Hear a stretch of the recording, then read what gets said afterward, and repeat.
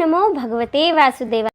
गुरुवार को बृहस्पति देव की पूजा करने से धन, विद्या, मान, सम्मान, प्रतिष्ठा और कई अन्य मनोवांछित फल की प्राप्ति होती है। धार्मिक ग्रंथों के अनुसार गुरुवार को भगवान बृहस्पति की पूजा का विधान है। गुरुवार के दिन व्रत और व्रत कथा सुनने से घर परिवार में सुख समृद्धि बनी रहती है। तो आइए जानते हैं गुरुवार व्रत कथा के बारे में। कथा के अनुसार प्राचीन काल की बात है, किसी राज्य में एक बड़ा ही प्रतापी और दानी राजा राज करता था। वह हर गुरुवार को व्रत रखता था और दीन दुखियों की मदद किया करता था, परंतु ये बात उसकी रानी को बिल्कुल अच्छी नहीं लगती थी। वह न तो व्रत करती थी और ना ही दान पुण्य में विश्वास रखती थी। इतना ही नहीं, वह राजा को भी ऐसा करने से मना करती थी। एक समय की बात है कि राजा शिकार खेलने के लिए वन गए।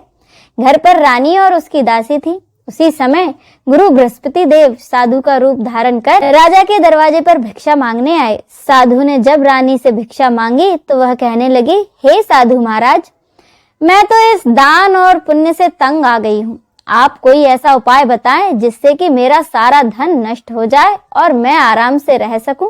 इतना सुनकर बृहस्पति देव ने कहा कि हे देवी, तुम तो बड़ी विचित्र हो। संतान और धन से भला कोई दुखी होता है?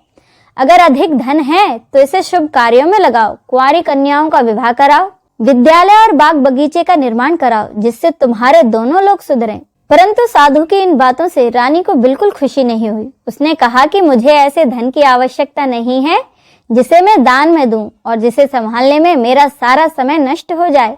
तब साधु ने कहा, अगर तुम्हारी ऐसी ही इच्छा है तो मैं जो बताता हूँ तुम वैसा ही करना। गुरुवार के दिन तुम अपने घर को गोबर से लीपना, अपने बालों को पीली मिट्टी से धोना, राजा से हजामत बनाने को कहना, भोजन में मांस मदिरा का प्रयोग करना, कपड़े धोबी के यहाँ धुलने देना। इस प्रकार 7 बृहस्पतिवार करने से तुम्हारा समस्त धन नष्ट हो जाएगा। इतना कहकर साधु के रूप में आए बृहस्पति देव वहां से अंतर्धान हो गए। साधु के कहे अनुसार रानी को केवल 3 ही बृहस्पतिवार बीते थे कि उसकी समस्त धन संपत्ति नष्ट हो गई। तब एक दिन राजा रानी से बोला कि रानी, तुम यहीं रहो, मैं दूसरे देश जाता हूँ, क्योंकि यहाँ पर सभी लोग मुझे जानते हैं, इसीलिए मैं कोई छोटा काम नहीं कर सकता। ऐसा कहकर राजा दूसरे देश चला गया। वहां वह जंगल से लकड़ी काट कर लाता और शहर में जाकर बेचता। इस तरह वह अपना जीवन व्यतीत करने लगा। इधर राजा के परदेश जाते ही रानी और दासी दुखी रहने लगी। एक बार जब रानी और उसकी दासी को 7 दिन तक बिना भोजन के रहना पड़ा तो रानी ने अपनी दासी से कहा कि दासी, पास ही के नगर में मेरी बहन रहती है, वह बड़ी धनवान है, तू उसके पास जा और कुछ ले आ ताकि थोड़ी बहुत गुजर बसर हो जाए। दासी रानी की बहन के पास गई। उस दिन गुरुवार था और रानी की बहन उस समय बृहस्पतिवार व्रत कथा सुन रही थी। दासी ने रानी की बहन को अपनी रानी का संदेशा सुनाया, लेकिन रानी की बड़ी बहन ने कोई उत्तर नहीं दिया। जब दासी को रानी की बहन से कोई उत्तर नहीं मिला तो वह बड़ी दुखी हुई और उसे क्रोध भी आया। दासी ने वापस आकर रानी को सारी बात बता दी।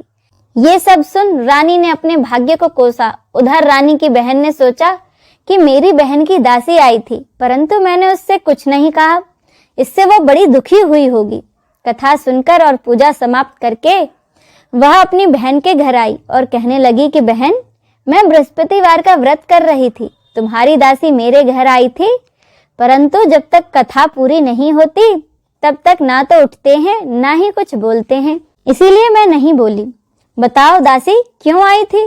रानी बोली, बहन तुमसे क्या छुपाऊं, हमारे घर में खाने तक को अनाज नहीं है। ऐसा कहते कहते रानी की आंखें भर आईं। उसने दासी समेत पिछले 7 दिनों से भूखे रहने की पूरी बात अपनी बहन को बता दी। रानी की बहन बोली, देखो बहन, भगवान बृहस्पति देव सबकी मनोकामनाओं को पूरा करते हैं। देखो शायद तुम्हारे घर में कहीं अनाज रखा हो।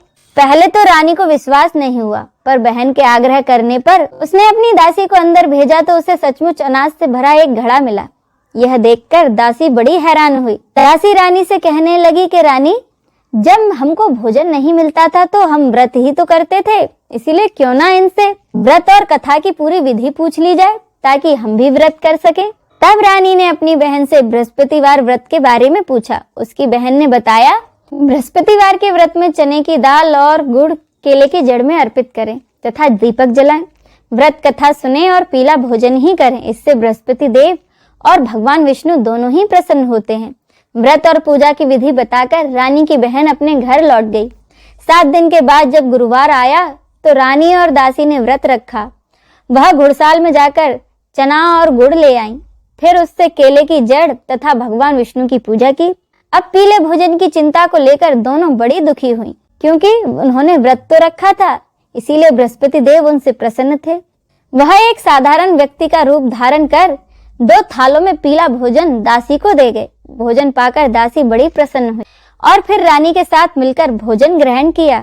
उसके बाद दासी और रानी हर गुरुवार को व्रत और पूजा करने लगी। बृहस्पति देव की कृपा से उनके पास फिर से धन संपत्ति आ गई, परंतु रानी फिर से पहले की तरह आलस्य करने लगी। तब दासी बोली, देखो रानी, तुम पहले भी इसी प्रकार आलस्य करती थी। तुम्हें धन रखने में कष्ट होता था, इस कारण सभी धन नष्ट हो गया, और अब जब बृहस्पति देव की कृपा से हमें पुनः धन प्राप्त हुआ है तो तुम फिर से आलस्य करने लगी।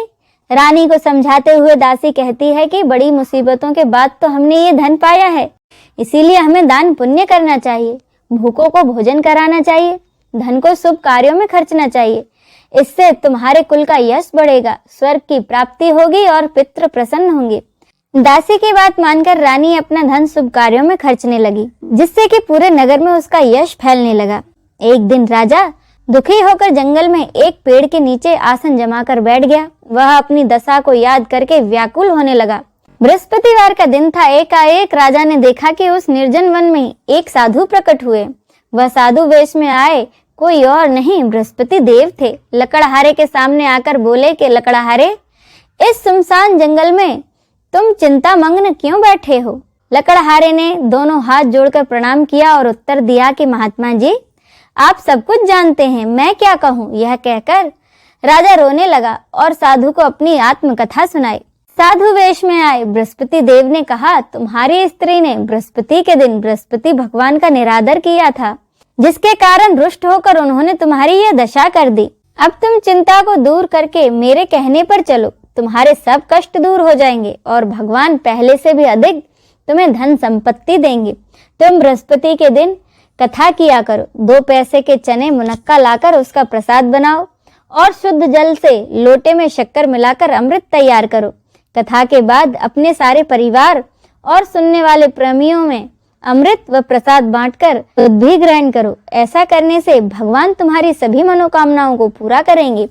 साधु के ऐसे वचन सुनकर लकड़हारा बोला कि हे भगवान, मुझे लकड़ी बेचकर इतना पैसा नहीं मिलता कि जिससे मैं भोजन के उपरांत कुछ बचा सकूं। मैंने रात में अपनी स्त्री को व्याकुल देखा है, मेरे पास कुछ पैसे भी नहीं जिससे कि मैं उसकी खबर मंगा सकूं। साधु ने कहा कि लकड़हारे, तुम किसी बात की चिंता मत करो। बृहस्पति के दिन तुम रोजाना की तरह लकड़ियां लेकर शहर जाओ, तुमको रोज से दुगना धन प्राप्त होगा, जिससे तुम भली भांति भोजन कर लोगे तथा बृहस्पति देव की पूजा का सामान भी आ जाएगा। इतना कहकर वह साधु अंतर्धान हो गए। धीरे धीरे समय व्यतीत होने पर फिर से बृहस्पतिवार का दिन आया। लकड़हारा जंगल से लकड़ी काटकर शहर में बेचने गया। उसे उस दिन लकड़ियों का दाम अधिक मिला। राजा ने चना गुड़ आदि लेकर गुरुवार का व्रत किया। उस दिन से उसके सभी कष्ट दूर हो गए। परंतु जब दोबारा गुरुवार आया तो बृहस्पतिवार का व्रत राजा करना भूल गया। इस कारण बृहस्पति भगवान नाराज हो गए। उस दिन उस नगर के राजा ने विशाल यज्ञ का आयोजन किया था तथा शहर में यह घोषणा करा दी कि कोई भी मनुष्य अपने घर में भोजन न बनाए, न आग जलाए, समस्त जनता मेरे यहाँ आकर भोजन करे। इस आज्ञा को जो न मानेगा उसे फांसी की सजा दी जाएगी। इस तरह की घोषणा संपूर्ण नगर में करवा दी गई। राजा की आज्ञा के अनुसार शहर के सभी लोग भोजन करने गए, लेकिन लकड़हारा कुछ देर से पहुंचा, इसीलिए राजा उसको अपने साथ अपने घर ले गए और अपने घर जाकर उसे भोजन करा रहे थे। तो रानी की दृष्टि उस खुंटी पर पड़ी जिस पर कि उसका हार लटका हुआ था, पर वह हार वहां दिखाई नहीं दिया। रानी ने निश्चय किया कि मेरा हार इसी मनुष्य ने चुरा लिया। उसी समय सिपाहियों को बुलाकर उस लकड़हारे को जेल में बंद करवा दिया गया। जब लकड़हारा कारागार में पड़ गया और बहुत दुखी होकर विचार करने लगा कि न जाने मेरे कौन से पूर्व जन्म के कर्म से मुझे यह दुख प्राप्त हुआ है, और उसी साधु को याद करने लगा जो कि जंगल में मिला था। उसी समय तत्काल बृहस्पति देव साधु के रूप में प्रकट हुए और उसकी दशा को कहने लगे, अरे मूर्ख, तूने बृहस्पति देव की कथा नहीं करी, इस कारण तुझे यह दुख प्राप्त हुआ है। अब चिंता मत कर, बृहस्पतिवार के दिन कारागार में ही दरवाजे पर 4 पैसे पड़े मिलेंगे, उनसे तू बृहस्पति देव की पूजा करना, तेरे सभी कष्ट दूर हो जाएंगे। साधु के कहे अनुसार बृहस्पतिवार के दिन उसे 4 पैसे मिले। लकड़हारे ने कथा कही।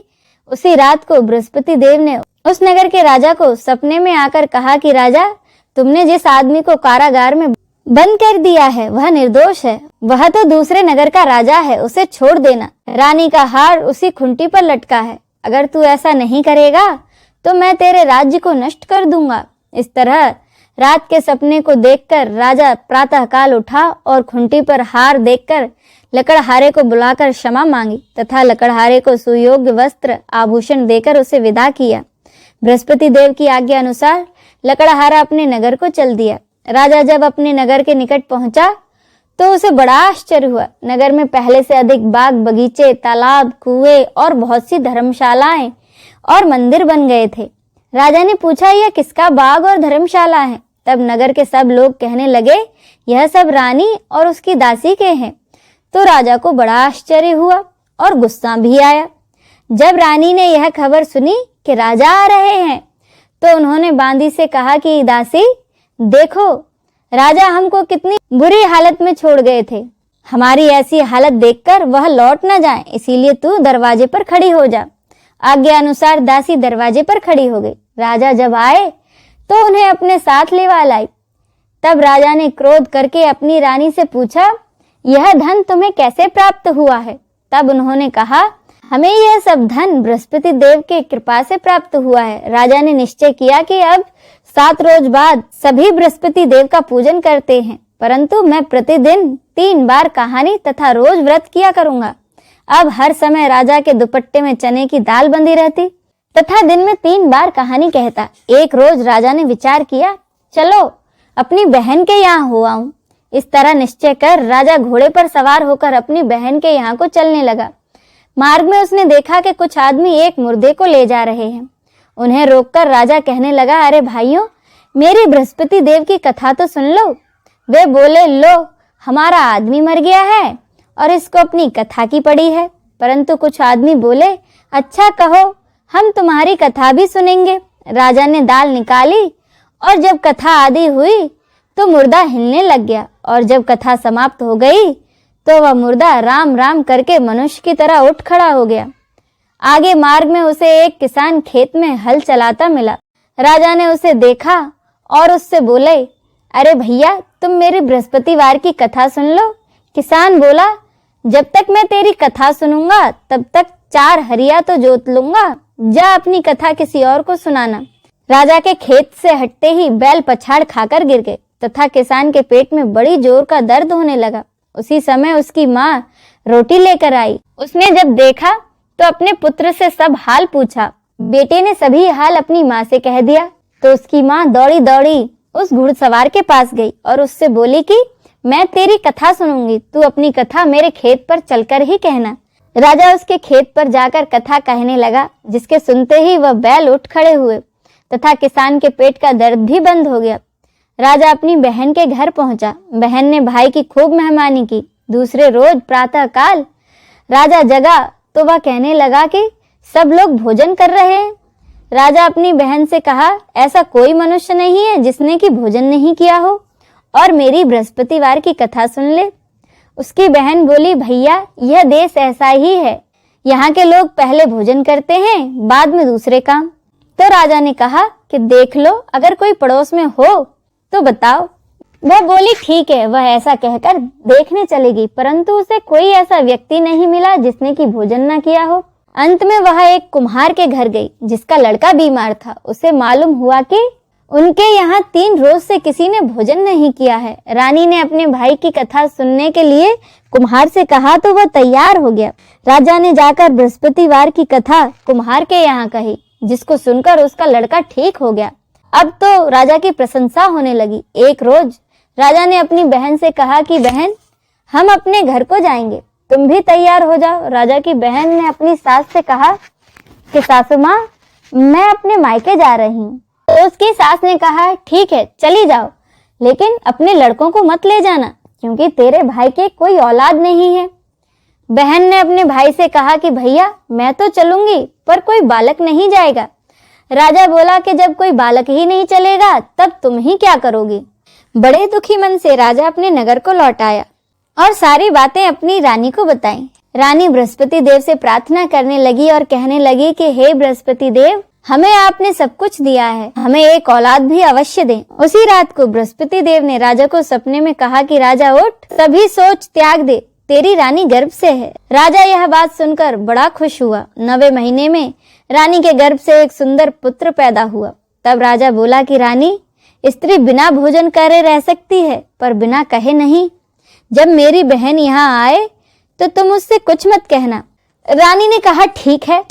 जब राजा की बहन ने यह शुभ समाचार सुना तो वह बहुत खुश हुई और बधाई लेकर अपने भाई के घर आ गई। तब रानी ने कहा, जब भाई लेने गया था तब तो नहीं आई और अब दौड़ी दौड़ी चली आई।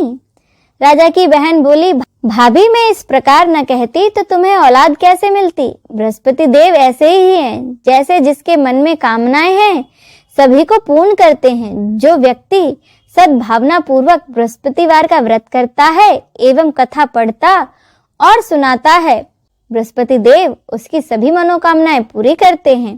बोलो बृहस्पति देव की जय। अब सुने बृहस्पति देव की आरती। ओम जय बृहस्पति देवा, ओम जय बृहस्पति देवा। छिन्न छिन्न भोग लगाऊं, छिन्न छिन्न भोग लगाऊं, कदली फल मेवा। ओम जय बृहस्पति देवा।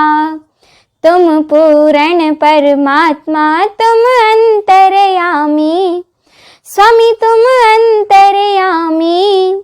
जगत पिता जगदीश्वर, जगत पिता जगदीश्वर, तुम सबके स्वामी। ओम जय बृहस्पति देवा।